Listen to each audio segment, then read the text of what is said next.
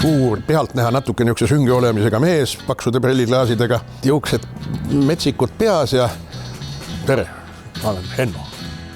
Nagu laulusõna ütleb aasta, siis oli 65, kui mina sinna peoleosse jõudsin ja siis olid pillid juba vineerist välja saetud. Mulle näidati need 3 tuuri kätte, et vaat neid pane näpud niimoodi ja siis plönni niimoodi. Oleks need 3 meest kõik saanud omal ajal muusikalist haridust, nad oleks muusikapõllul ka midagi erakordselt saavutanud. Linna peal oli küll siukest asja, et joo, Peo-Leo, tule siia kohvikus, ma teen sulle välja. Kägu ütleb, et tekst on valmis, nii, loen läbi. Mis kurama see kiki lipsust ma hakkan siin laula. Mul on hea meel, et minu raamatud olid esimesed ja et pärast seda Henno hakkas mitte ainult joonistama, et hakkas kirjutama.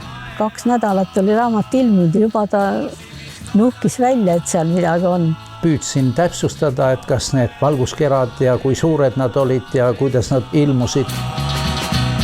Asi nagu väljus kontrolli all. Meil vidi KGB majja ja ulatati läbi otsimisorder.